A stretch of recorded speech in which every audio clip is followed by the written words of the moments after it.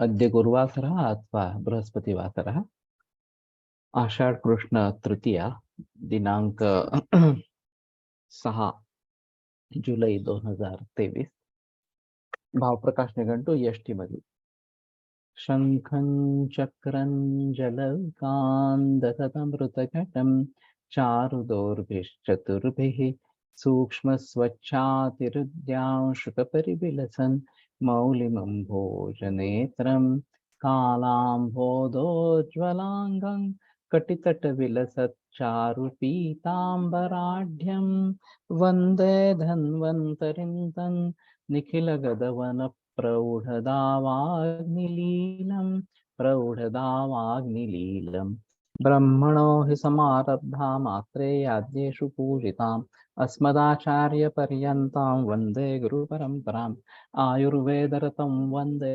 माधवाख्यं महागुरुम् आयुर्वेदामृतं सर्वं शिष्येभ्यो यः प्रदत्तवान् द्रष्टा ज्ञानी दृष्टकर्मा कृतकर्मा तथैव च अध्यापको विश्वश्रेष्ठो महान् संशोधकस्तथा गुणैरेतैः समुदितैः यत्कार्यं प्रतनोद्यतः समृद्ध्यर्थं हि कार्यस्य वयं नु प्रयतामहे सरस्वत्यै नमो यस्याः प्रसादात् पुण्यकर्मभिः बुद्धिदर्पणसङ्क्रान्तं जगदध्यक्षमीक्षते आत्रेयं प्रथमं वन्दे आयुर्वेदजगद्गुरुम् आयुर्वेदामृतं सर्वं गृहीत्वा हि सुरेश्वरात् अग्निवेशादिकेभ्यो यत् प्रयच्छत् मुनिसत्तमः प्रथमं तन्त्रकर्तारम् अग्निवेशं नमाम्यहम्।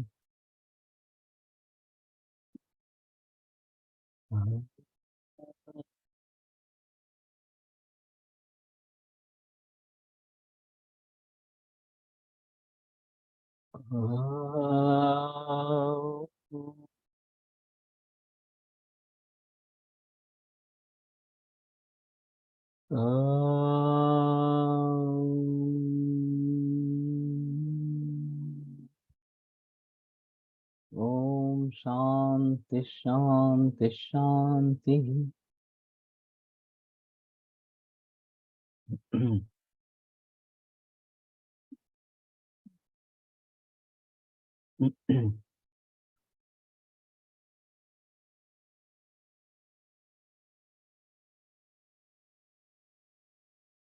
अंगमृतपशमनम् मांसधातु दौर्बल्यात् मांसधातुगत वातप्रकोपाच्च मर्दनम् एव दुःखम् अंगेषु भवति। मांसधातुगतत्वात् मधुकं वातशमनार्थं मांसधातु बलपोषणार्थं च प्रशस्तम्। तर्हि अंगमृतप्रशमनं प्रायः मांसधातु अनेन सम्बद्धम्, अतः तत्र यष्टिमधु प्रयोक्तव्यं भवति। तो मांसधातु में अगर ये अंगमर्त इस प्रकार का लक्षण निर्माण होता है मांस धातु के दौर्बल्य के लिए, तो जष्टि मधु देना है। शोणित स्थापना माधुर्या शीतवीर्यत्वाच्च मधुकं रक्तं स्तंभयति विशेषण अधोगे रक्तपित्ते मधुकं प्रशस्तम्। अधोगे रक्तपित्ते मधुरो रसः ब्रूहणः रक्तस्य वातस्थानगतत्वात् वातप्रशमने चिकित्सा उपयुक्ता भवति।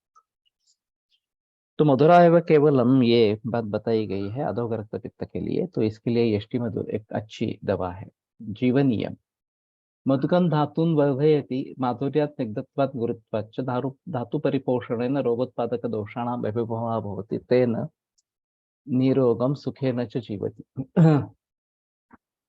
तो ये जीवनीय है। जीवनीय का मतलब रक्त धातु पर काम करने वाला हर सेल का जितना आयु होना चाहिए, जीवन होना चाहिए, वो उससे अगर मिल नहीं रहा तो उसके आयु के पूर्व ही उसका नाश हो जाता है। एक हिमोलिटिक एनीमिया एनीमिया करके कंडीशन है। तो रक्त पेशियों का नाश होता रहता है। मेरे पास इसके 2 मरीज रहे हैं। तो 15-15 दिन में ट्रांसफ्यूजन देना पड़ता है क्योंकि हीमोग्लोबिन बहुत तेजी से ड्रॉप हो जाता है। और इसमें ऑटोइम्यून, एक लड़का था वो ऑटोइम्यून का था, एक लड़की जो है ऑटोइम्यून की नहीं है लेकिन हिमोलिटिक एनीमिया इस प्रकार की है। तो इन सभी में जीवन धर्म के हिसाब से ये यष्टि मधु या जीवनीय गण, खास करके जीवनीय घृत वगैरह वगैरह इस प्रकार से उनमें प्रयोग में लाने चाहिए। तो कुछ हद तक इस प्रकार से अच्छा होता है। वयस्थापनं मधुकं तारुण्यं रक्षति वार्धक्ये वातप्रकोपात् धातुक्षयः भवति मधुकं रसादिधातून् वर्धयतो वातं तज्जनितं वार्धक्यमपि शमयति। तो ये रसायन इस प्रकार का ये वयस्थापन भी है। तो जो वय के हिसाब से शरीर क्षीण होते जाना, ये बात यहाँ पे टलती है और जिस उम्र में आप है उसी उम्र को आप टिकाए रख सकते हैं। इसके बारे में अभी काफी बहस पूरे विश्व भर में चल रही है और किसी न किसी तरीके से हम युवा कैसे रहेंगे इसके बारे में सोच चल रही है। लोग हार्मोन्स के पीछे दौड़ रहे हैं इस प्रकार से। वाजीकरणं यष्टिमधुचूर्णं घृतशोधनसम्बन्धितं सक्षीरं वाजीकरण च भवति। सक्षीरं च वाजीकरण भवति। तो केवल यष्टिमधु चूर्ण घृतक शौद्र और बाद में दूध पीना, ये वाजीकरण इस प्रकार का है। सर आयर्न डिफिशियन्सी असेल तर HB नॉर्मल असेल तर याचा अल्प शास्त्र आपल्या शास्त्रानुसार कसा विचार करावा? अभी आयरन डिफिशियंसी अगर है तो मैं सुझाव देता हूँ लोहे के बर्तन का प्रयोग करने के लिए, खास करके लोहे का तवा या लोहे की कढ़ाई। और इससे दाल सब्जी बनाने के लिए, रोटी करने के लिए इनका प्रयोग करना है तो इससे हीमोग्लोबिन अच्छी तरीके से बढ़ता है। एक अभी हाल ही में रिकॉर्ड देखा था, आयरन TIBC नॉर्मल था, यानी कि लोह ज्यादा ही था लेकिन एब्सॉर्प्शन नहीं हो रहा था। तो मैंने पहली बार त्रिफला और यष्टि चूर्ण दिया है ये कन्वर्ट। नहीं तो आयरन TIBC में जनरली लोह की मात्रा कम इस प्रकार की दिखाई देती है। तो फिर लोह कल्प या इस प्रकार के लोहे का प्रयोग करना ये आवश्यक होगा। अब विटामिन B12 के जरिए भी डिफिशियंसी दिखती है या हीमोग्लोबिन कम होता है, तो वो भी एक बार चेक करवा लेना है और नैसर्गिक रूप से विटामिन B12 देने की कोशिश करनी चाहिए। ये अभी हाल ही में इस प्रकार से हो रहा है। चक्षुष्यं मांसधातुदौर्बल्यात् नेत्रे तिमिरादिरोगाः द्वितीयपटलाश्रिताः जायन्ते तेषु नेत्रगतमांसपोषकं द्रव्यम् उपयुक्तं भवति। तो मांस धातु के दौर्बल्य में त्रिमिर में दोष कौन किस पटल में है और वहां का दूष्य क्या है ये देखना जरूर होगा। तो द्वितीय पटलाश्रित ये मांस है और फिर मांसपोषक द्रव्य उसमें उपयुक्त होता है। मधुकम नेत्राश्रित मांसम पोषयति हरितकी मांसानुगमनं कृत्वा मांसस्थितान् मलान् अपहरति। तो इन दोनों में फर्क है कि ये पोषण करती है और हरितकी मांसगत जो दोष है उनका हरण करती है। मधुकंत मांसस्य पोषणं करोति गुणसामान्य। तो इसलिए ये उपयुक्त इस प्रकार की रहेगी। Autoimmune disease please let platelet कमी होतात त्याचाही विचार कसा करावा करावा का करना चाहिए। अब ये भी थोड़ा मुश्किल मामला है कि प्लेटलेट को हम आयुर्वेद में क्या कहेंगे इस प्रकार से। और डेंगू में खास करके प्लेटलेट बहुत जल्दी जल्दी कम हो जाते हैं और फिर आपत्ति आ सकती है इस प्रकार से। तो रक्तपित्त का प्लेटलेट का जो परिणाम है वो रक्तपित्त के रूप में दिखाई देता है। प्लेटलेट अगर कम है तो ब्लीडिंग होता रहता है। तो उस दृष्टि से रक्तपित्त समझकर वासा दूर्वा इनका प्रयोग मैं करता रहा हूँ। अब ये पपई के पत्तों का रस ये काफी प्रचलन में आ गया, काफी लोगों को अच्छे रिजल्ट्स में मिले, उसकी दवा भी बाजार में आ गई टैबलेट फॉर्म में इस प्रकार से। तो मैंने भी उसका कल्प बनाया है। वास्तव में ये केवल इस प्रकार का अनुभव देख के किया है, बाकी उसके बारे में कुछ पता नहीं है इस प्रकार से। लेकिन वो कल्प पुड़ियों में डालते हैं तो उससे फायदा होता है, ये बात सही है। खास करके ल्यूकेमिया पेशेंट्स में प्लेटलेट काउंट काफी कम हो जाता है। तो वहां भी यह आपत्ति बड़ी इस प्रकार की है। आईटीपी में प्लेटलेट काउंट कम होता है, तो उसमें भी इन सभी का रोल इस प्रकार का रहेगा। जनरली जीवनीय इसी प्रकार के औषधों का प्रयोग इसमें होता है। तो नेत्र रोग में ये यष्टिमधु अहम इस प्रकार का द्रव्य है, और जरूर उसको प्रयोग में लाना चाहिए। मधुकैन तवक्षीरिया इसमें पहला मधुकई है त्रिफला के साथ, तो वो भी अच्छे तरीके से देखना चाहिए। काम्पिल्ल काम्पिल्ल कर्कशश्चंद्रो रक्तांगो रोचनोऽपि च काम्पिल्ल कफपित्तास्त्र कृमिगुल्मोदर व्रणाम् हंतिरेची कटुष्णश्च मेहानाह विषाश्मनुत। अश्मनुत भी है क्या? तो ये 27 नंबर, ओके। कफ पित्त रक्त कृमि गुल्म उदर व्रण इनमें प्रयोग में लाया जा सकता है। विशेषतः कृमि के लिए कंपिल्ल का एक अच्छा है। और एक आयुर्वेद सेवा संघ नासिक की आरके वटी आरगवत कपिला वटी आती है, तो ये अच्छा काम करती है। इसमें साथ आरोग्य होने के कारण अनुलोमन भी अच्छा होता है, और कुर्मियों के लिए ये बहुत अच्छी काम करती है। रेचन करने वाली है थोड़ी सी कंपिल, तो उसको देना है। कटु उष्ण मेहानाह विष अश्मनुत, तो विषनाशन भी है और अश्मनुत भी है। ये शायद मैंने ओवरलुक किया था। तो अभी ये गॉल ब्लैडर में पथरी बनती है या मूत्राशमरी बनती है, इन दोनों में शायद सोच सके गॉल ब्लैडर की पथरी के लिए ये शायद अच्छा काम करेगा। तो रात में जैसे हम पाठा मिश्रण अभिपत्तिकर वगैरह देते हैं, उसी में अगर अरबत कपिला ऐड कर देते हैं तो ज्यादा अच्छा इस प्रकार का होगा। मैं अरगवत वरा का भी प्रयोग करता हूँ। त्रिफला को अरगवत की भावना देकर अरगवत वरा ये बनाता हूँ। ये भी काफी अनुलोमन के लिए और श्वसन कार्य के लिए अच्छा है। तो उस दृष्टि से इसको देखना जरूरी इस प्रकार का होता है। तो मेह आनाह इसमें भी इस प्रकार का, और रेचन के लिए प्रयोग किया जाता है, लेकिन बड़ी मात्रा में देना पड़ेगा, तो रेचन इस प्रकार का होगा। तो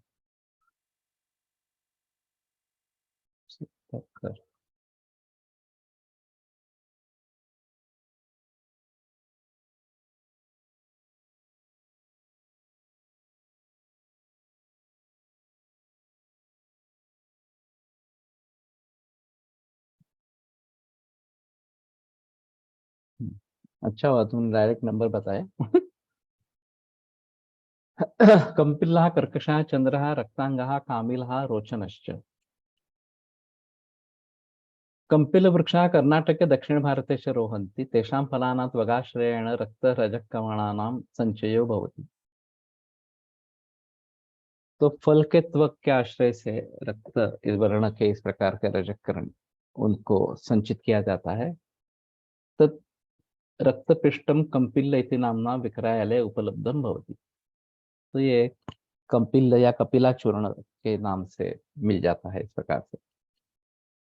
इसमें विटकरी जो है उसकी मिलावट की जाती है, तो पानी में तैरने वाला जो है वही कंपिल्ल इस प्रकार का है। तस्य एव तस्य च एव औषधक्रियासु उपयोगो भवति। कंपिल्लस्य शोधनं कंपिल्लं शीतोदके क्षिपेत् तत् सम्मिश्रितं रक्तकर्परकणाः गौरवान् जले बुडन्ति मज्जन्ति कंपिल्लं तु जले तरति जलोपस्थिर स्थितम कंपिल्लं ग्राह्यम। तो जैसे मैंने बताया कि इसमें ये मिलावट होती है, तो उसको दूर करने के लिए भी पानी में उसको डालना और फिर ऊपर वाला जो है वो ले लेना। फलरज उपयुक्तांग, यस, फलरज हे उपयुक्तांग है। कंपिल्ल कफपित्तासृक् गुल्मोदर व्रणान् कृमिगुल्मोदर व्रणान् हन्तिरेचि कटुष्णश्च मेहानाः विषाश्मनुत्। कटुकः तस्य विपाकः कटुः वीर्यम् उष्णं च कटुष्णत्वात् तरति। स कफुं हन्ति काम्पिल्लः तीव्रं विरेचयति तस्मात् सर्वेषु उदरेषु गुल्मेषु च विरेचनार्थं कम्पिल्लकम् उपयुक्तं भवति। लेकिन काम्पिल्ल का विरेचन के लिए ज्यादा प्रयोग मैंने देखा तो नहीं है इस प्रकार का। काम्पिल्लः कटुकत्वात् कोष्ठस्थान् कृमीन् हन्ति पश्चात् विरेचनेन अधोमार्गेण कृमीन् हरति उभयकार्यकर्तृत्वात्। तो कृमियों को नष्ट भी करता है और निकाल भी देता है। कृमिपातनार्थं कम्पिल्लः सगुणः प्रशस्तः।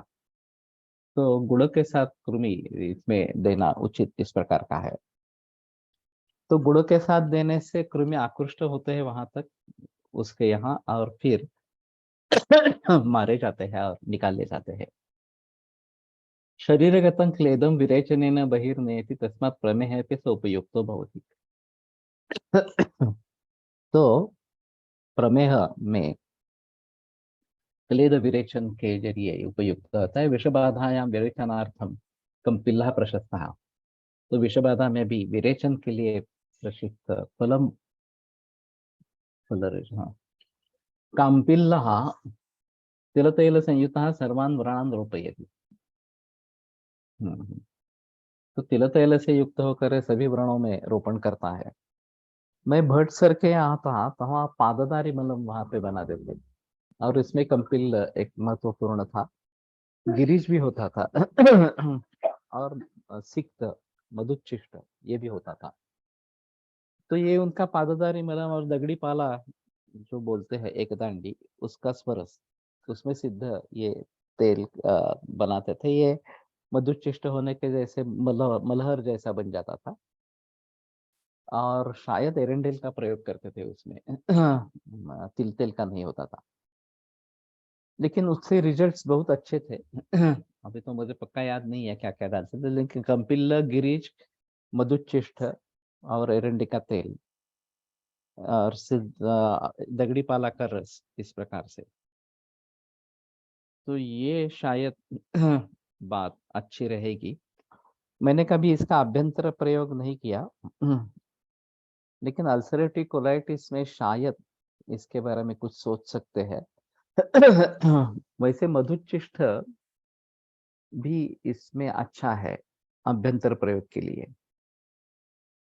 तो जैसे वर्णारोपण के लिए लक्षण के बारे में मैंने बताया था कि ये संवरवर इस प्रकार का या क्या बोलते हैं उसको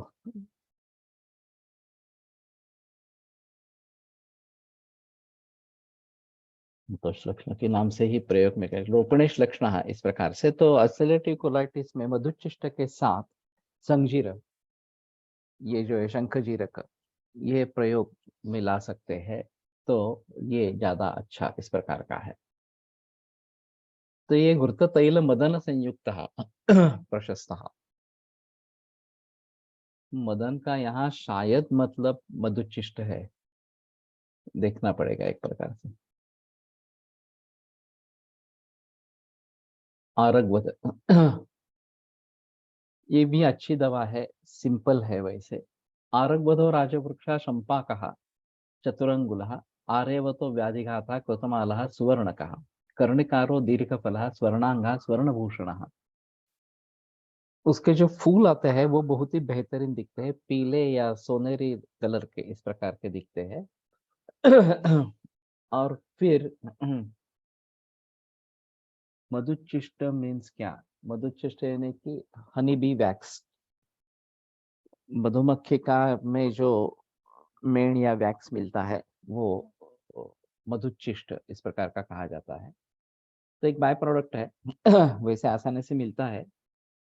अभी हम मधुमक्खी का पालन कर रहे हैं तो उसमें भी ये मिल जाएगा और ये भस्मक में भी आया है। तो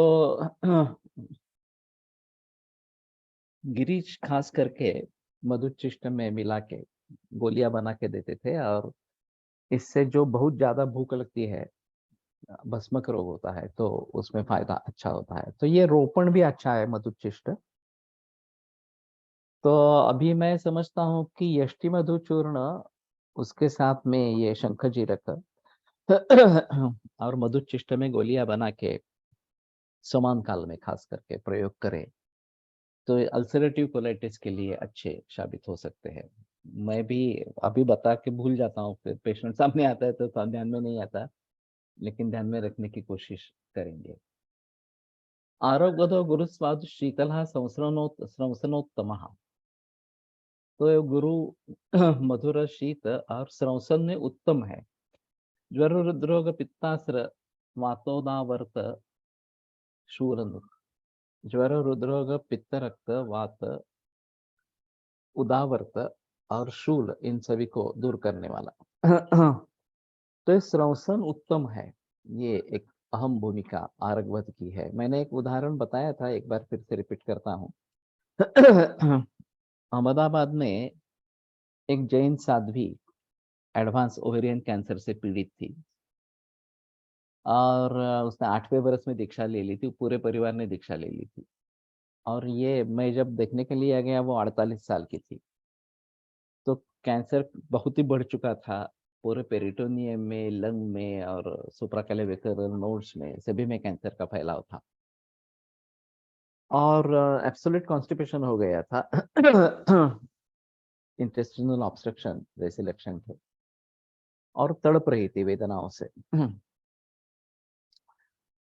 तो ये बाहर से प्रेशर आंतों पर आ रहा था ओवेरियन ट्यूमर के जरिए, और फिर उसके जरिए कॉन्स्टिपेशन हो गया था। तो मैंने उनसे पूछा कि क्या करना है, तो वो बोले कि हमने एक सर्जन से सलाह ले ली थी 1 महीना पूर्व, और उसने बताया था कि दूसरा कोई ऑप्शन नहीं, ऑपरेशन ही करवाना पड़ेगा इस प्रकार से। तो मैंने कहा कि ठीक है, मैं दवा देके देखता हूँ।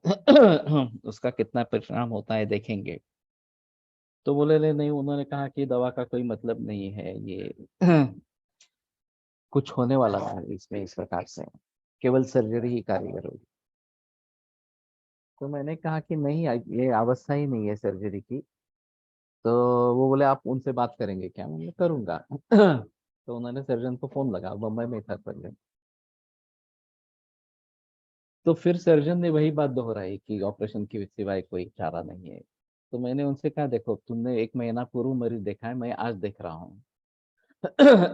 अगर आपको लगता है तो आप जरूर यहाँ पे आइए, मरीज को देखें और फिर सलाह दे कि ऑपरेशन करना है नहीं करना है। वो आ गए मुंबई से देखने के लिए, और फिर देखने के बाद उन्होंने डिक्लेयर कर दिया नहीं नहीं, ये 2 दिन भी टिकने वाली नहीं है, कुछ भी फायदा नहीं है अब इस प्रकार। इस दौरान मैंने आरंभ देना आरंभ किया दूध के साथ, थोड़ा थोड़ा दूध लेने के लिए उसको कहा। नसीब से ये छर्दी वगैरह इस प्रकार का नहीं था, ऑब्स्ट्रक्शन था लेकिन छर्दी नहीं थी। तो जैसे वो दूध जाने लगा वैसे मल परिवर्तन हुआ, और मल परिवर्तन होने से ये जो उदावर्त के लक्षण, ऑब्स्ट्रक्शन के लक्षण, वो कम हो गए, दर्द काफी कम हो गया। तो मैंने कहा कि ये तो अभी मरने वाली नहीं है तुरंत, ये जिएगी। लेकिन उसके पिता और 2 भाई 100 किलोमीटर दूर थे। और ये जनरली 20-25 किलोमीटर चल लेते हैं, वो भागते दौड़ते हुए 32-35 किलोमीटर इस प्रकार से आ रहे थे, क्योंकि ये 2 दिन में मरने वाली है ये पता चल गया था। तो हम बीच में गए कार से, उनको बीच में रोका और बताया कि आप अपने हिसाब से आइए, जल्दबाजी करने की जरूरत नहीं, अभी मरने वाली नहीं है, तुरंत नहीं मरने वाली इस प्रकार से। और 2 महीने तक जिंदा रही। तो एक आरगवत वैसे देखा जाए तो एक मामूली दवा सी लगती है, लेकिन इस प्रकार के स्रोतरोध में अगर इंटेस्टिनल में ही कोलन में कैंसर है तो ये काफी मुश्किल है मामला। एक कैंसर बाहर था, उसका सिर्फ ये परिणाम आंतों पर हो रहा था। वैसे हमारे पास दूसरी एक केस थी, इसी प्रकार ओवेरियन कैंसर था, ऑब्स्ट्रक्शन था। हमने काफी कोशिश की, लेकिन वो बच नहीं पाई। करीबन 15 दिन पुनर्वस में एडमिट थी। लेकिन जहाँ पे ऑब्स्ट्रक्शन था वहां तक बस्ती जाता था, ऊपर हम अ, केवल सक्शन करते थे, जो स्राव होते रहते थे उसको सक्शन, नहीं तो उल्टी हो जाती थी। लेकिन ऐसे करके भी 15 दिन तक वो रही, लेकिन ऑब्स्ट्रक्शन दूर नहीं हो पाया। इस प्रकार का। तो इस समय में ये आरगवध है इस प्रकार का मज्जा विथ मिल्क या ज्वर हृदरोग पित्तास्त्र वातोनावर्त शूलन, ये जो हृदरोग में ये अच्छा विरेचन है, वैसे ज्वर में भी ये दे सकते हैं। पाये दोषहरण मोहादाम ज्वरे तो यहाँ जीवंतं कृष्ण सर्पम स पराकराग्रेण परामृशेत, इस प्रकार का बताया गया है कि सामावस्था में कभी भी विरेचन नहीं देना है इस प्रकार से। तो पाचन की ही अवस्था होती है, लेकिन बहुत ही तेज तीव्र इस प्रकार का कॉन्स्टिपेशन है तो बुखार में आरगवत दे सकते हैं। वैसे आरगवत वैसे जैसा काम करने वाला उससे थोड़ा कम काली मनुका ये है। तो ये अच्छी तरीके से काम कर सकती है, लेकिन वो ज्यादा सौम्य है, आरगवत ज्यादा अच्छा है। What should quantity of aragvadh and quantity of milk for nitya virechan? Generally 5-6 inch ये इतनी सेंग होनी है, उसमें से जो बीज निकाल देने हैं, और वो जो चक्तियां इस प्रकार की होती है उसका गर्म दूध में कोड़ जैसे बनाना, हाथ से मसल लेना और फिर छान कर वो दूध पीना। ये 1 कप दूध भी काफी होता है। और ऑब्स्ट्रक्शन में धीरे धीरे देना है, एकदम नहीं देना है इस प्रकार से। तत्फलम स्रवसनम रुच्चम कुष्ठ पित्त कफापहम। तो उसका जो फल है स्रवसन रुच्च कुष्ठ पित्त कफ दूर करने वाला है। वैसे कुष्ठ रोग में आरगवद अच्छे तरीके से काम करता है। तो उसमें पत्तों का प्रयोग होता है। मैं राज तेल करके बनाता हूँ, मोये बनाते थे। तो अरगवत के पत्तों से सिद्ध तेल बनाना और वो बाह्य उपयोग के लिए कुष्ठ में प्रयोग करना, ये अच्छा इस प्रकार का काम करता है। तो कुष्ठ पित्त पित्त कफापहम ज्वरित सततम पथ्यं कोष्ठ शुद्धिकरम परम। और विशेषतः ज्वर में ये ज्यादा अच्छा इस प्रकार का है, सततम पथ्यम कोष्ठ शुद्धिकरम परम। तो ज्वर में अगर शोधन किसी मात्रा में देना है तो आरगवत एक अच्छा है। वैसे आरगवद और कुटकी इनका भी काढ़ा बना सकते हैं, तो ये भी एक थोड़ा अच्छा काम करता है।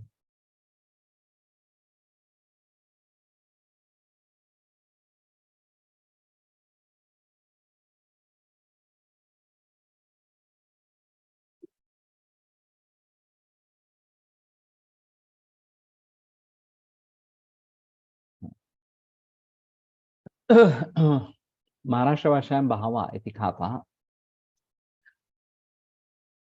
आरगवदवृक्षः सह सहा पर्वते रोहते स पुष्पाणि पीतानि गुच्छयुतानि च तस्य शिम्बाः दीर्घाः।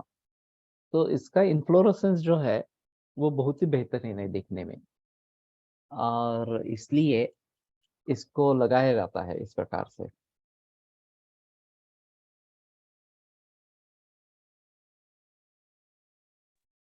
Aragvata oil prepared with Aragvata twak given in skin disease and Ghrutapan in psoriasis excellent result।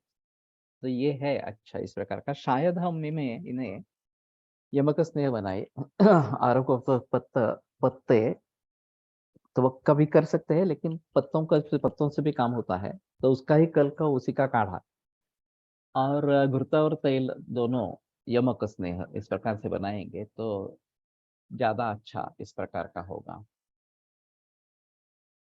रात को 1 चम्मच चूर्ण 1 कप पानी में भिगो कर सुबह है मसल कर छान कर देना,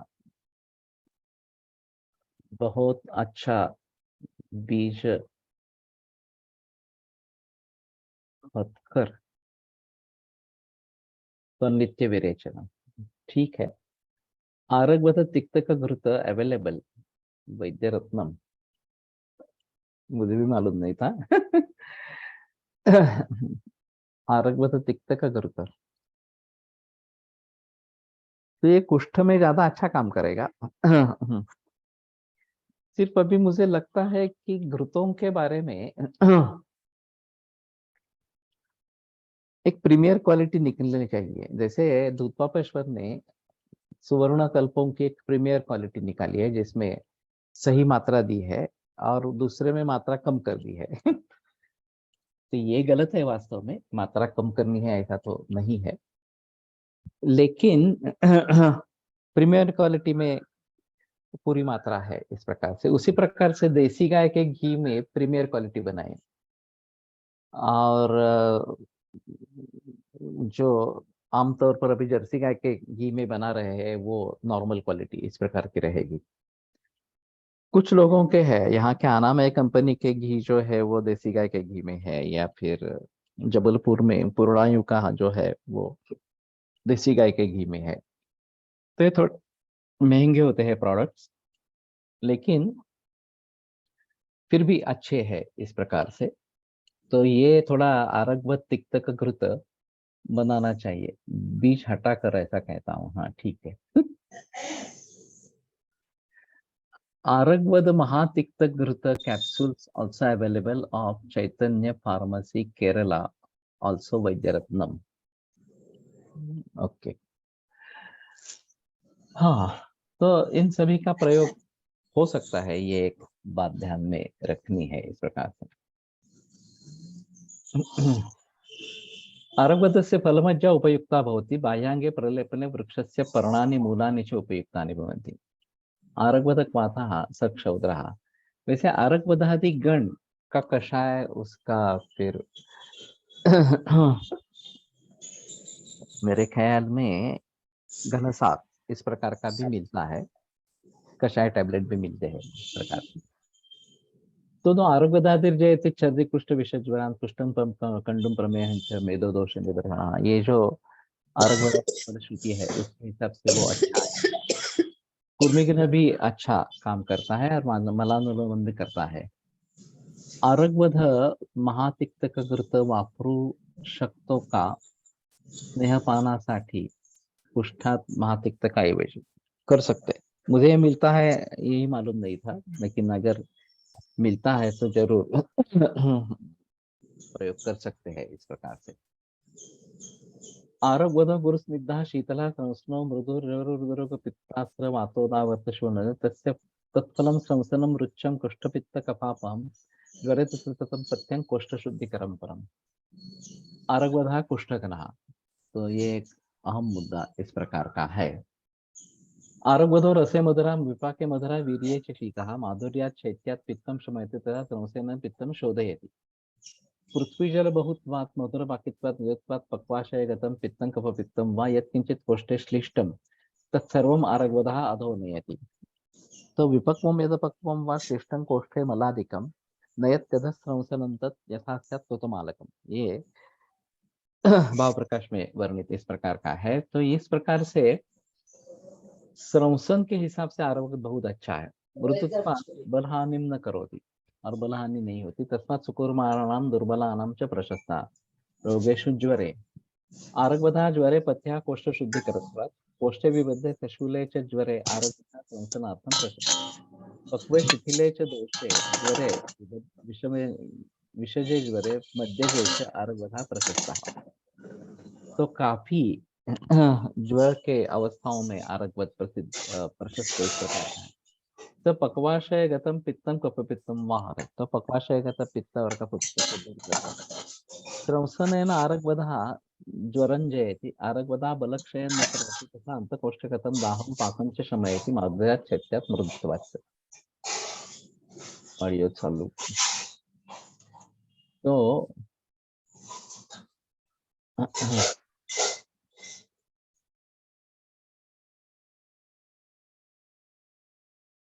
पित्त शमन अच्छा है, मधुर रस मधुर विपाक शीत वीर्य होने के जरिए तो शमन की भी करता है, पित्त को बाहर भी निकाल देता है इस प्रकार से। रुद्र के बद्ध पुरुषत्वात् आना आत्मानः रुच्छूलश्च जायते। तो बहुत सारे रुद्रोगियों में मूल निदान जो है वो उदावर्त इस प्रकार का होता है। प्रायः मलावष्टंभ वातविपिंध और फिर रुद्रो इस प्रकार की स्थिति रहती। तो इसमें तो पहले पाचन उल्लंघन करना आवश्यक होता है, और मैं जो ज्यादा बताता हूँ वो सुबह का नाश्ता बंद करना, फिर जरूरत पड़े तो रात का भी भोजन बंद करना, केवल मूत्र यूज देना। और फिर साथ में इस प्रकार का अनुलोमन द्रव्य देना।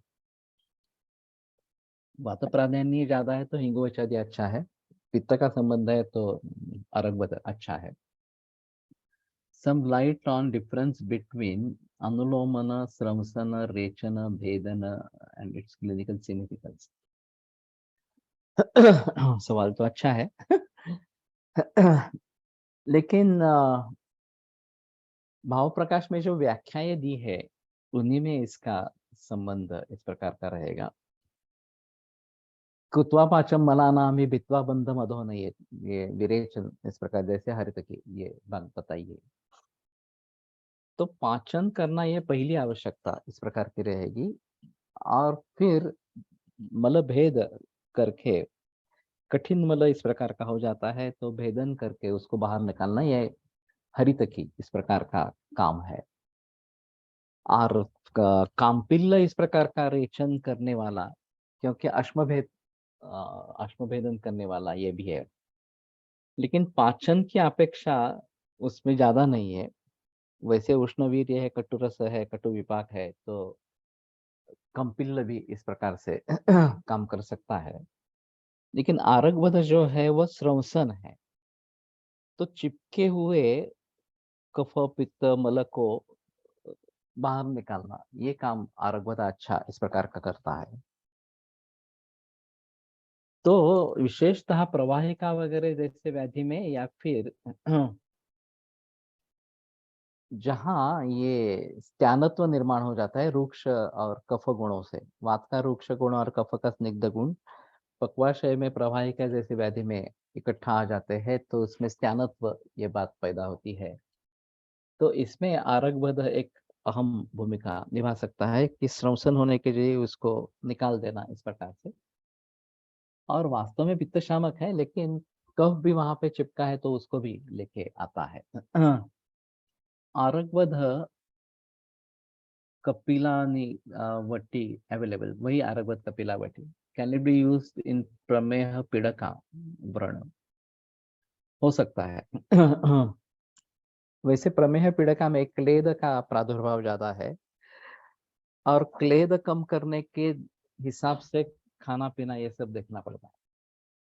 मैंने 3-4 मरीज ऐसे देखे हैं कि जिनको बार बार इस प्रकार की पीड़काएं निर्माण होती रहती है, विस्फोटक जैसे इस प्रकार से। और फिर उसको निकालने के लिए, उसको कम करने के लिए जो विदाही वगैरह इस प्रकार का अन्न है वो बंद कर देना है इस प्रकार से। और फिर रक्त प्रसादन, पाचन और मलानुलोमन ये करते रहना है। तो इसके जरिए ये अच्छा इस प्रकार का काम करता है। तो मुझे लगता है कि हमें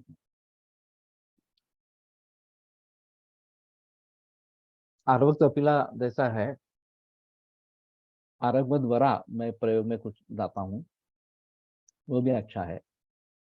इतने आरवक का कल्प बनाया है मनोज फिरोदिया ने, मैंने भी बना के रखा है, तो वो भी पुड़ियों में डाल सकते हैं। तो इस तरीके से जहां जहां आरगवत का प्रयोग किया जाता है, खास करके रुद्रोग में सौम्य विरेचन अगर चाहिए, पित्त प्रधान अवस्था है, तो ये आरगवत अच्छा काम करता है। तथा च वातस्य प्रशमनेन रुच्छूलं च जयति। अगर अनुलोमन हो जाए मल का, कफ पित्त का इस प्रकार से, तो वात का शमन हो जाता है और फिर उच्छूल जो है वो शांत हो जाता है। ऊर्ध्वग रक्तपित्ते अधो मार्गेण दोषहरणार्थम आरगवधः प्रशस्तः। तथा च स माधुर्यात् शैत्यात् च पित्तं शमयति रक्तं च प्रसादयति। तीक्ष्णानि उष्णानि विरेचन द्रव्याणि रक्तपित्ते दोषहरणार्थम न प्रशस्तानि। तो इसमें तीक्ष्ण उष्ण औषधियों का प्रयोग नहीं करना है विरेचन के लिए। तो आरगवध ही इसमें ज्यादा अच्छा इस प्रकार का है। वैसे मैं काली मनुका का फांट बना के अनुपान के रूप में बहुत सारे रोगियों में प्रयोग करता रहता हूँ। ये विरेचनोपग इस प्रकार की है तो इसमें फायदा है। आरवत कल्पात काय घटक आहेत? स्वरूप अवलय की ग्रैन्युल्स? ग्रैन्युल्स है केवल अरगवत और शर्करा इतना ही है। तो उसमें काढ़ा जैसे बनाना और फिर काढ़ा बनाने की भी जरूरत नहीं है, केवल फांड करके वो मज्जा ले लेंगे और उसमें शर्करा डालेंगे तो शतावरी कल्प जैसे बनाते हैं वैसे बना सकते हो। आत्मान अनाह मध्ये शूलदाह इट्सेट्रा लक्षणांवरून वात प्राधान्य पित्त प्राधान्य वगैरह ये ओळखावे का? सही है। अगर शूल है तो वात का प्राधान्य है, दाह है तो पित्त का प्राधान्य है। अनाह में पुरुष बंध इस प्रकार का है, आत्मान में केवल वायु का संग भी हो सकता है। उसमें भी पुरुष बंध होने की संभावना होती ही रहती है, ऐसा नहीं है कि बिल्कुल नहीं होती है इस प्रकार से, लेकिन ज्यादातर केवल वात का इस प्रकार का होता है। ये आयुर्वेदीय शब्दकोश में इन सभी के बारे में अच्छी जिक्र है। त्रिवाणी करके ऐसी ऐसा के आदमी, तो उन्होंने एक अच्छा सुझाव दिया था कि आयुर्वेदीय शब्दकोश जो मराठी और संस्कृत में है उसका अंग्रेजी भाषांतर करे इस प्रकार का, क्योंकि उनका कहना था ये ऑथेंटिक है। वो तो सही बात है, सभी ग्रंथों से संदर्भ लिए है। जिन्होंने काम किया है वो बड़े दिग्गज थे आयुर्वेद में, वेणुमाधव शास्त्री जोशी, नाह जोशी, इन दोनों ने काम किया है इस प्रकार से। मल प्रवृत्तीनंतर आत्मान असता काय विचार कसा? आशय रिक्तता होने के जरिए होता है तो उसमें ब्रूहण की आवश्यकता रहती है, लेकिन फिर भी मल संग फिर से न हो ये भी बात देखना जरूरी इस प्रकार का रहेगा। तो एरंडमूलम वृश्यवात हराणाम, एरंडमूल का अच्छी तरीके से प्रयोग हो सकता है। वृक्ष है तो धातुओं के वर्धन में वो उपयोगी होगा और वात के लिए भी अच्छा इस प्रकार का है। आयुर्वेदीय शब्दकोश अभी तो अवेलेबल नहीं है लेकिन उसकी पीडीएफ मिलती है। तो थोड़ा ढूंढोगे तो आयुर्वेदीय शब्दकोश की पीडीएफ मिल जाती है। वो संस्कृत संस्कृत और संस्कृत मराठी इस प्रकार का दोनों में उपलब्ध है। संस्कृत संस्कृत में ज्यादा शब्द है, लेकिन आयुर्वेद में जो भी शब्द आए हैं उनके बारे में उसका अर्थ करने की कोशिश उसमें की गई है और संदर्भानुसार अर्थ किए गए हैं। ये महत्वपूर्ण इस प्रकार का है। तो आयुर्वेद के शब्दों की अगर ग्लॉसरी बनती है आयुर्वेदिक शब्दकोश के आधार पर तो अच्छा होगा। वास्तव में ऐसा होता है कि हमारे उनके एक शब्द के लिए, जैसे कि पेन हमारे यहाँ शूल, वेदना, पीड़ा वगैरह काफी शब्द हो सकते हैं। तो ऐसे हालात में सभी का भाषांतर केवल पेन इस प्रकार से करने से कोई मतलब नहीं होता। तो उसमें जो शेड्स है उनको सामने अगर हम ला सकते हैं तो ज्यादा बेहतर इस प्रकार का है। और उसके लिए उसके सभी संदर्भ सामने आने चाहिए जो काम आयुर्वेदिक शब्दकोश ने अच्छी बात तरीके से किया है उस जमाने में जब कंप्यूटर वगैरह कुछ नहीं थे उस जमाने में। और फिर उसका अर्थ क्या है ये भी उन्होंने मराठी में देने की कोशिश की है, तो ये अच्छी बात रहेगी। अच्छा, ये तुमने लिंक ही डाल दी तो अच्छी बात है। आरगवध कोळाचा बस्ती प्रवाहिकेमध्ये वापरता येईल, हो सकता है। शायद हम ये अल्सरेटिव कोलाइटिस में भी आरगवत के बारे में थोड़ा सोच सकते हैं। मैंने जहां दौर्बल्य है और फिर भी शोधन की आवश्यकता है वहां आरगवत सिद्ध क्षीर का प्रयोग बस्ती में किया है। ते श्रवसन करता है, मल को बाहर निकालता है, क्षीर होने के कारण थोड़ा ब्रूहण होता है और बल कम नहीं होने देता। ये मैंने काफी मरीजों में इस प्रकार का आरगवत सिद्ध क्षीर 500 ml तक इस प्रकार का बस्ती दिया है।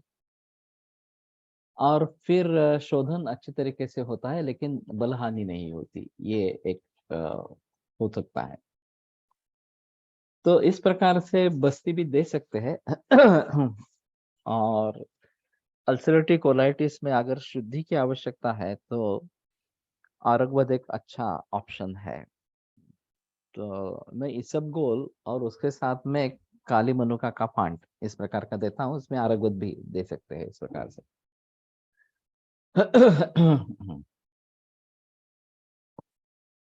तथा च स माधुर्यात् शैत्याच्च पित्तं शमयति रक्तं च प्रसादयति तीक्ष्णानि उष्णानि च विरेचनद्रव्याणि रक्तपित्ते दोषहरणार्थं न प्रशस्तानि तानि तु रक्तस्य पित्तस्य च प्रकोपं कुर्वन्ति।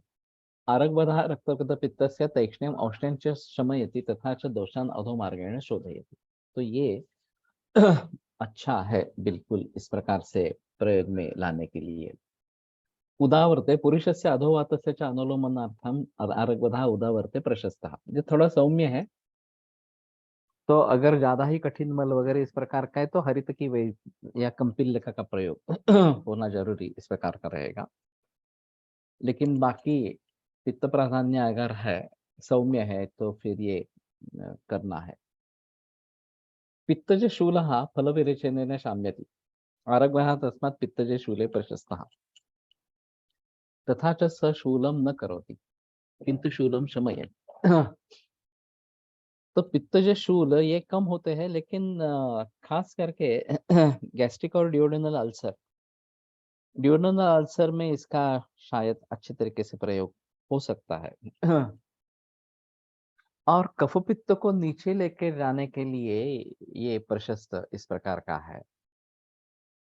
तो इसके बारे में सोच सकते हैं। Sir in second trimester constipation can काली मनुका फांट and aragvadh given in little quantity. काली मनुका तो मैं देता रहता हूँ, आरगवद भी दे सकते हैं, कोई प्रॉब्लम नहीं है इसके बारे में। तो गर्भिणी की किसी भी अवस्था में अगर कॉन्स्टिपेशन है तो पहला ऑप्शन दूध और घी है। 1 चम्मच घी और 1 कप दूध, ये कॉन्स्टिपेशन को रिलीव करता है। दूसरा ऑप्शन काली मनुका इस प्रकार का है। और फिर अगर उससे भी बात नहीं हो तो अरगवद दे सकते हैं, उसमें प्रॉब्लम नहीं है। पैनक्रेटाइटिस को पित्तज शूल बोल सकते हैं क्या? टेंडरनेस होता है, हो सकता है। और उसमें आरगवत का प्रयोग किया जा सकता है। वैसे पैनक्रेटाइटिस के पेशेंट, लिवर एब्सेस के पेशेंट काफी कम इस प्रकार के होते हैं। मेरे पास पैनक्रियास कैंसर के बहुत मरीज है, पैनक्रेटाइटिस के 1-2 ही होंगे। तो इसमें तो कारण के रूप में तो काफी जंक फूड, फास्ट फूड से लेकर तीखा खाना वगैरह ये सब हेतु मिलते हैं पैनक्रेटाइटिस के लिए। तो उन सभी को बंद करके सादा भोजन देना या पेया विलेपी से शुरुआत करना, और फिर अगर पित्त प्राधान्य है तो जरूर आरगवत दे सकते हैं। तो दोष को देखकर करना चाहिए। धात्री लोह भी अच्छा काम करता है, उसमें कोई संदेह की बात इस प्रकार की नहीं है। विनेचन द्रव्याणि निकुंभ कुंभादीनि कोष्ठे वातस्य प्रकोपम कृत्वा शूलम जनयन्ति तथा न आरगवतः। तो एक ग्राइपिंग पेन विरेचन द्रव्यों के जरिए आती है, और खास करके ये जो सोनामुखी है उसमें तो ये ज्यादा ही दिखाई देता है। तो उसके साथ में काफी दवाइयां ऐड करते हैं, फिर भी थोड़ा ग्राइपिंग पेन होता ही रहता है। तो ये उसमें आरगवद अच्छा काम करता है। कुष्ठ आरगवद कषायः प्रशस्तः तस्य पित्तं श्रंसयति त्वग्गत दाहं कंडुं च शमयति। तो इसमें एक अच्छा है ये। आरोग्यद मूलक त्वग लेपः दद्रुम विचर्चिकां पामां च जयति। मूलत्वक लेपः। तो मैं तो आरगवद इस प्रकार का ये तेल ऊपर लगाने के लिए राज तेल नाम से देता हूँ। आरगवद मूलत्वक तंडुल जलेन पिष्ट्वा तेन नस्य प्रलेपाभ्याम गंडमाला समुद्धरे। ये तो नहीं किया है। हाँ, वैसे इसी प्रकार के शरपुंखा का प्रयोग आया है तंडोले जल के साथ, जो मैंने किया है गंडमाला में। लेकिन गंडमाला के पेशेंट्स भी बहुत ही कम इस प्रकार के रहते हैं। नस्य और प्रलेप तो थोड़ा करके देखना चाहिए। वैसे गंडमाला का संबंध आधुनिक विज्ञान से, आधुनिक वैद्य से, टीबी से होता है। ये एक अलग बात है। तो उसको भी थोड़ा ध्यान में रखना पड़ेगा। और फिर अ,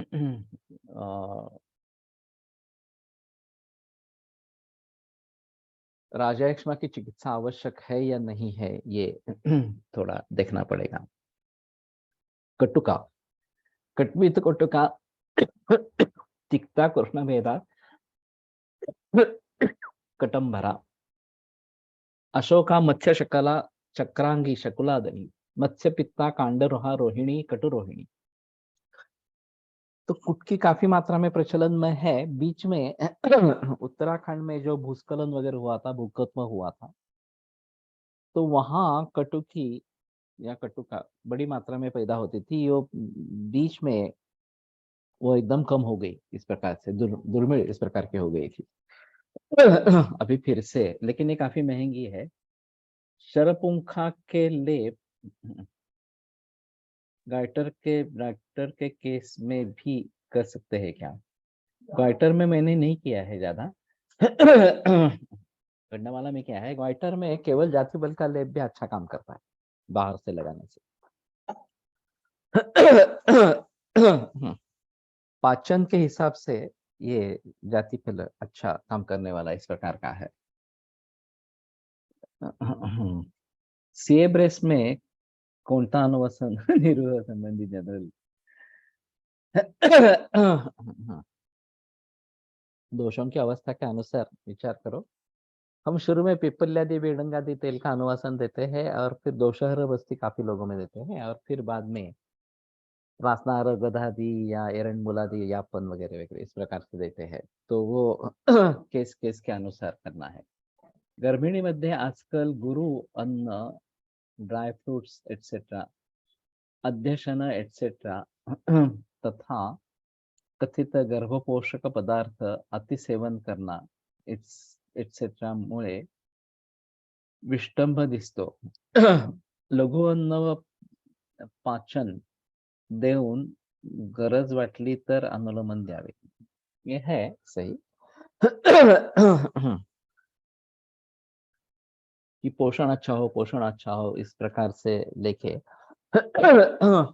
इस प्रकार के द्रव्यों का प्रयोग होता रहता है। और ये सभी में अभी पंचामृत देते रहते हैं, नारियल का पानी देते रहते हैं। बड़ी अजीब चीज है, नारियल का पानी प्रचलन में लोगों ने ला लिया, और हर एक शहाड़ या नारियल टेंडर कोकोनट का पानी पिलाते हैं गर्भिणियों को।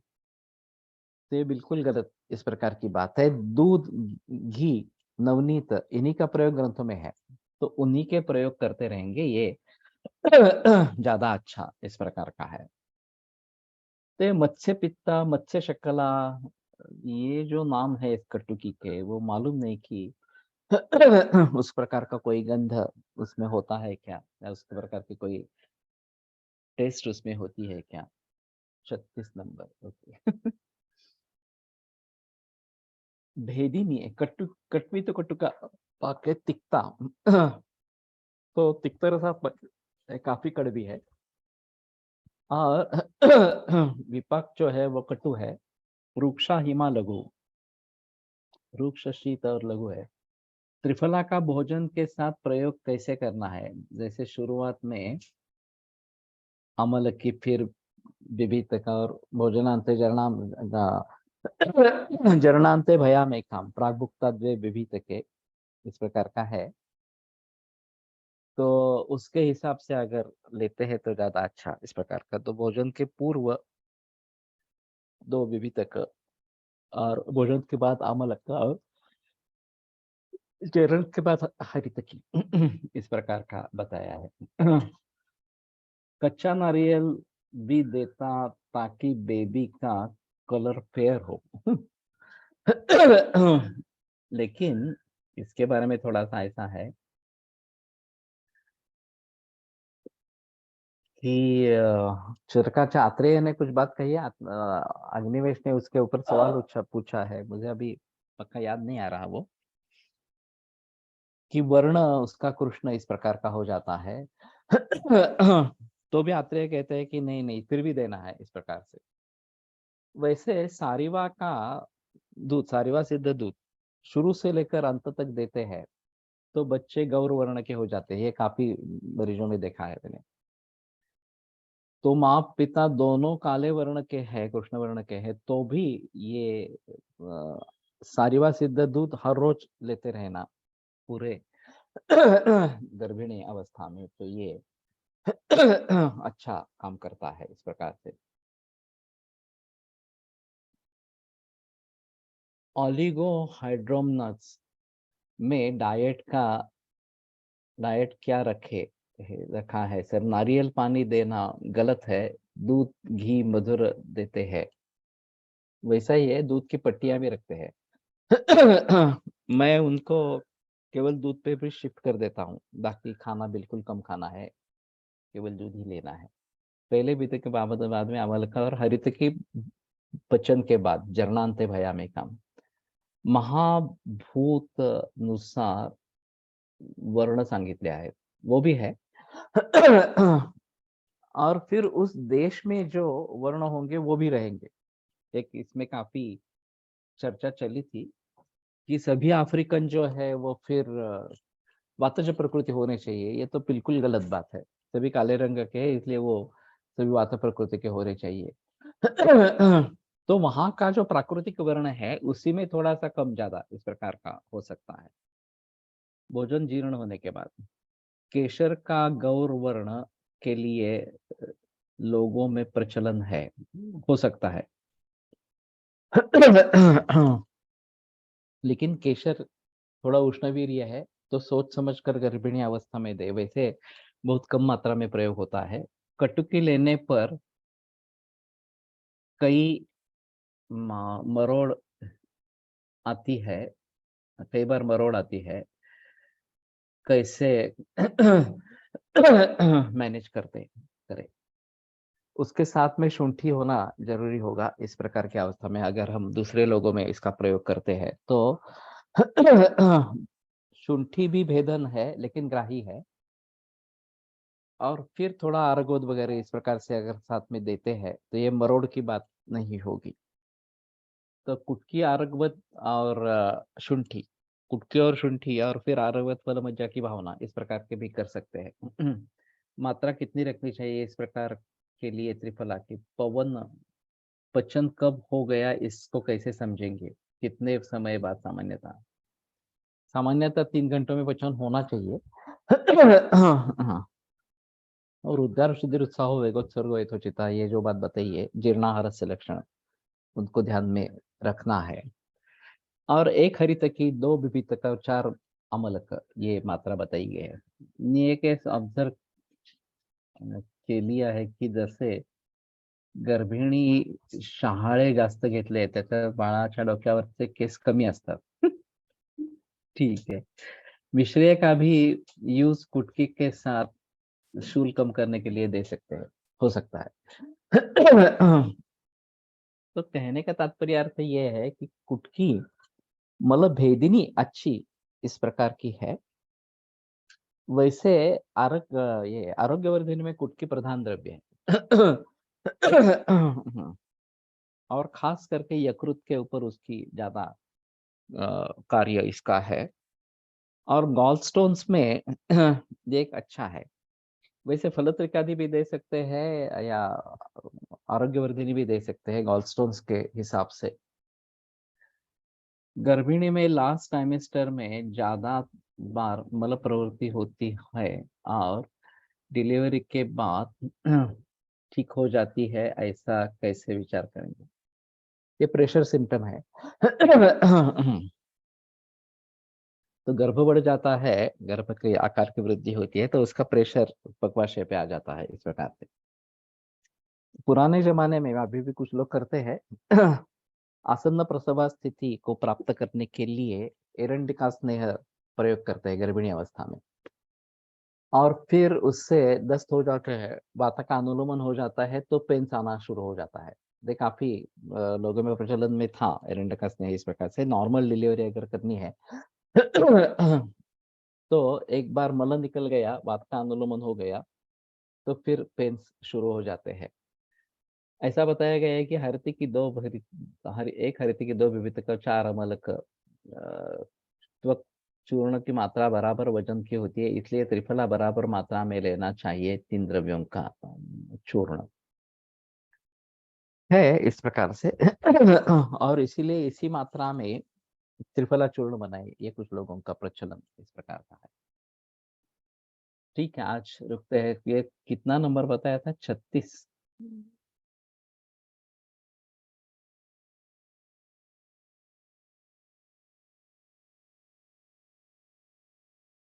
36 नंबर, ठीक है। कल मुझे याद दिलाना एक बार फिर से।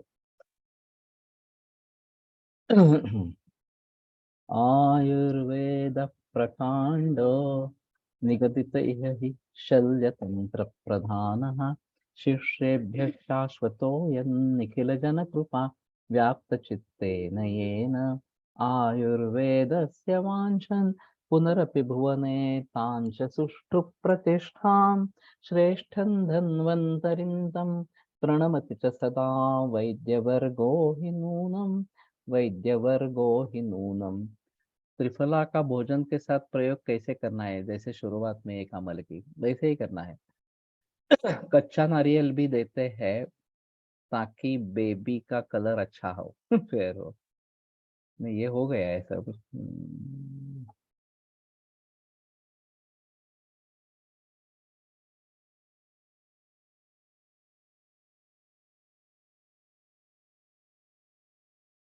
लास्ट टाइमेस्टर में ज्यादा बार मल, हाँ। मत्स्यस्य शकलमेव तद्वत् स्वादुत्पात। जैसे भी मछली के टुकड़ा हो, इस प्रकार का होता है और स्वाद वाली होती है, इसलिए मत्स्य शकल कहा गया है।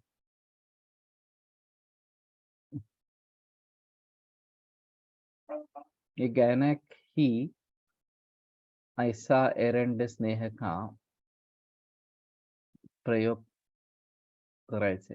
यहाँ पे आज भी करते हैं। एक पुराने जमाने के गायनेकोलॉजिस्ट है, वो एरंड का स्नेह देते हैं इस प्रकार से। आसन्न प्रसवामध्ये, येस। एक सुख प्रसूति घृत भी आता है। सुख प्रसव घृत, एक प्रसूति घृत, ये पुणे में मिलते हैं।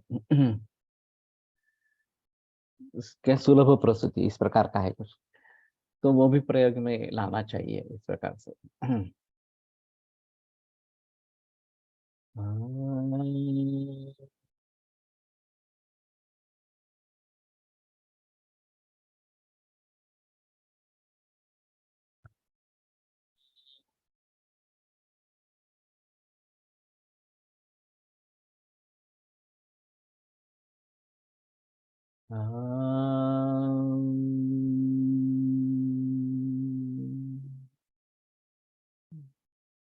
एलोपैथी में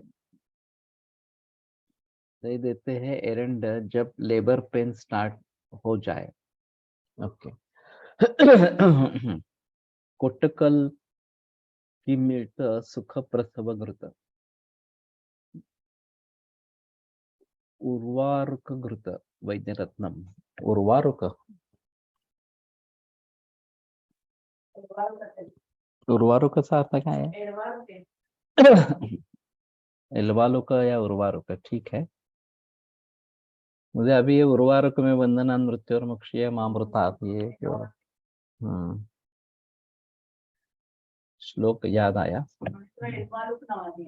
ठीक है ना, कळलं। एरंड आहे, एरंड तेल बस्ती द्यावा का, उर्वरक एरंड। हम्म। हाँ, लेकिन ये उर्वारुक में बंधना नृत्य और मुक्षीय मामृतात, ये क्यों आया है?